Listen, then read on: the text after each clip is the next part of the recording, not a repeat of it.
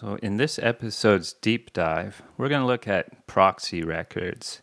So right now I'm stepping back a bit from the discussion we had before on sea level, and this is because proxy records are very important when we're discussing anything related to the Earth's past. And this is because in the past, like right now, if we want to know about the conditions on the Earth's surface, we have thermometers, we have rain gauges, we have satellites that are constantly measuring the properties of the Earth's surface. But in the past, we don't have any of that. So we have to rely on so-called proxies. And in this deep dive, I'll discuss about some of these proxies that paleoclimate scientists use. And what a proxy is basically some indicator of the past climatic changes. And it usually doesn't give a direct measurement of things like temperature or rainfall or any other kind of climatic parameter, but because there's usually a relationship between the proxy and the climate, we can estimate what the conditions were like in the past. And there's many different kinds of proxies, and changes in sediments, the chemistry changes in both the sediments and organisms, changes in the abundance of organisms, changes in the accumulation of ice, and even historical records. And in the intro, I talked about the National Centers for Environmental Information, and this is a place where a lot of this kind of proxy data is stored. So it is a very important place that a lot of us paleoclimate scientists rely on. So the first thing which I think is the most important kind of record is sediment core records. So basically, you can go to a lake or the middle of the ocean, and you go down and drill or grab samples of the sediments. So in the ocean, you can drill down like several kilometers and collect a core of the sediment. And basically what you do is you go along the core and take samples, and based on the changes on whatever property that you're measuring, you can make inferences on the past climate. And for deeper time, so times on the scale of hundreds of thousands to millions of years, we use oxygen isotope proxies. Of course, you can also use oxygen isotope proxies for shorter time scales, but I'm always thinking on very long time scales. And this is similar to there are other kinds of proxies like this, chemical proxies. So oxygen isotopes is one of the most common ones. So there are two main isotopes of oxygen. There's oxygen-16, oxygen-18. And oxygen-16 has 8 neutrons, and oxygen-18 has 10 neutrons. So oxygen-18 is heavier, and that changes how it behaves. Like chemically, the different it will form bonds with the way any oxygen would. Like oxygen-16, oxygen-18 behave basically the same, but dependent on the ambient conditions, for instance, temperature, these two isotopes sort of behave in a slightly different way. For relevance to me, as somebody who studies past sea level, in the oxygen-16 will preferentially evaporate out of the ocean because it's lighter, and that oxygen-16, when an ice sheet forms, it will accumulate in the ice, and therefore the average amount of oxygen-18 in the ocean increases. So that is a proxy record of ice volume. just as an example.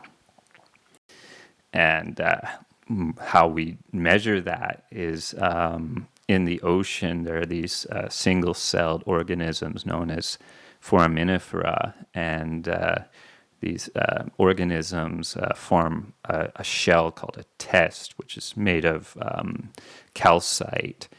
And basically what you can do is in these sediment cores, there'll be an accumulation of these single-celled organisms, the shells of them, and you measure the ratio of oxygen 16, oxygen 18. And so as you go down the core, if there's an increase in oxygen 18, that means there's probably more ice on the surface of the Earth. And if that oxygen 18 goes down, then there's probably less ice, because that oxygen 16 rich ice melts, and that water goes back into the ocean.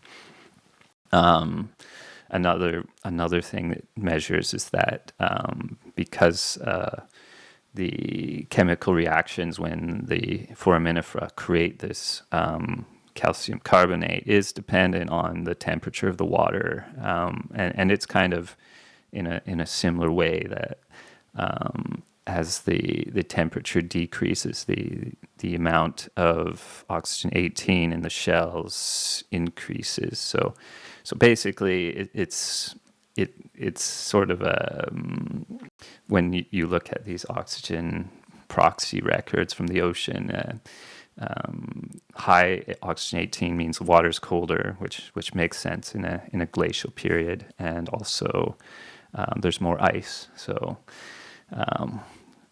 picking out the relative influence of temperature and the ice volume is a subject of debate. You can also measure oxygen isotopes in speleothems. So speleothems are cave rocks that form when water drips from the bottom or from the top of the cave, and basically the calcium carbonate forms from this drip water, and the relative amount of oxygen 18 to oxygen 16 will come from that drip water, and therefore this drip water is derived from rainfall. So you can use these speleothems to determine changes in rainfall patterns, for instance. Another proxy is corals. So corals are great for making short time scale proxy records, because each year the corals will create a new layer. So basically it grows outwards. And one of the great things about using corals as a proxy record is that if you make very small measurements along these annual growth bands, you can get an idea of the changes in the environment at a seasonal time scale. So the ratio of calcium and strontium is used to do that. So calcium and strontium are different elements, but they're in the same row in the periodic table. So they get incorporated, and the strontium gets incorporated into the calcium, and that is dependent on the temperature. So the ratio of calcium to strontium provides a very precise way to define what the ocean water temperature was. And as an example, in Kikaijima, which I talked about in episode 2, there's been a lot of studies on the calcium strontium records of these corals, of these fossil corals, and it tells us, for instance, that 5,000 years ago the ocean surface temperatures were warmer than they are at present. So it can give us a window on what happens when the water temperatures increase. Another proxy record that you often find in sediment cores are biochemical proxies. So one example is lipids or fat molecules, and one of the common proxy records of temperature changes is this index known as TEX86. So there are 5 different lipid molecules that have 86 carbon atoms, and based on the relative amount, and these lipid molecules are created by a single-celled organism known as a Archaeota. So it's kind of similar to a bacteria, but it isn't a bacteria.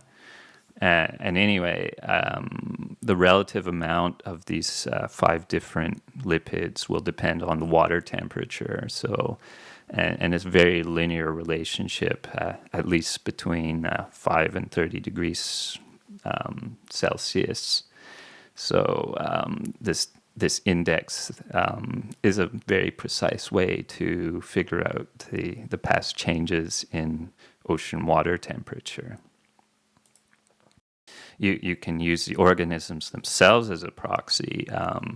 As an example, diatoms, which are another type of single-celled organism, they can be used to determine the concentrations of sea ice, because there's certain kinds of diatoms that like to live in sea ice, and certain kinds of diatoms that do not like to live in sea ice. So if you're in a sediment core and you find certain kinds of relative abundances of certain kinds of diatoms, it can tell you if there's a dominant amount of sea ice versus sea ice-free conditions. And this is one way you can use the abundances of organisms to tell you about the past climate. Another really common proxy record are tree rings. So every year a tree will grow outwards and create a ring. And if you cut a log, you can definitely see it. So the lighter colored areas are from the earlier part of the spring and summer, while the dark, thin layer is from the latter part of the summer and the autumn. And based on how thick the tree ring is, it tells you something about the climatic conditions of that year. So if you have a thin ring, it's probably going to be a cool or dry season, or if you have a thicker ring, it was wetter and hotter maybe.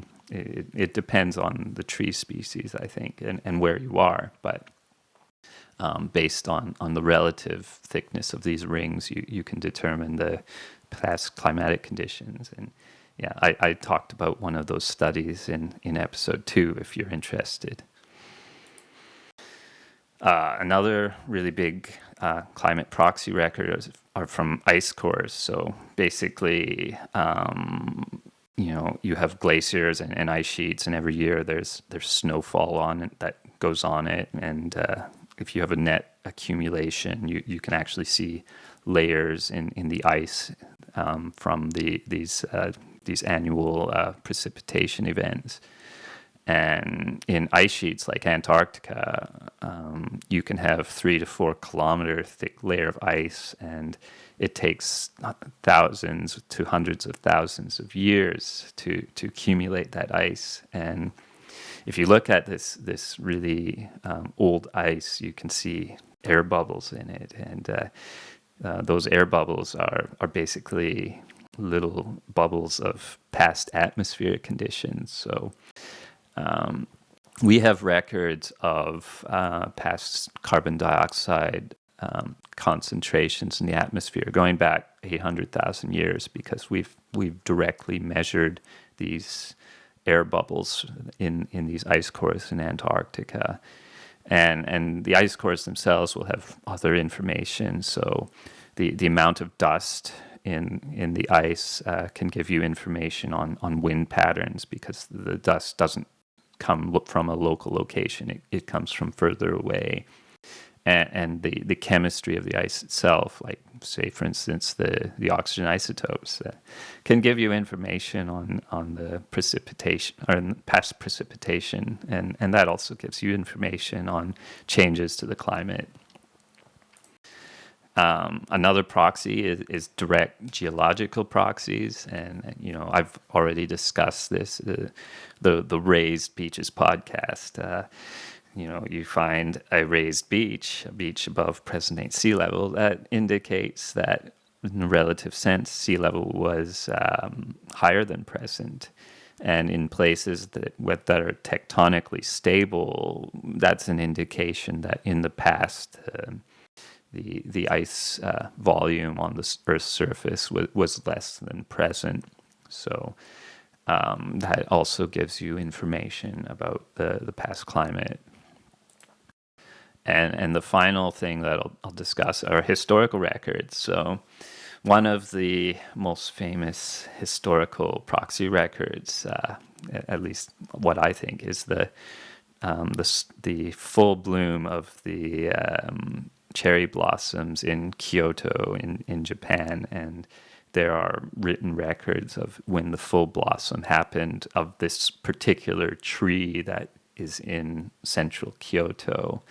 And the day relative to the start of the year when the full bloom happens is dependent on the average temperatures in March. And why this record is very famous is that prior to 1900, the average start was about 103, 104 days after the start of the year. And then after 1900, you can see there's been a fairly abrupt change where the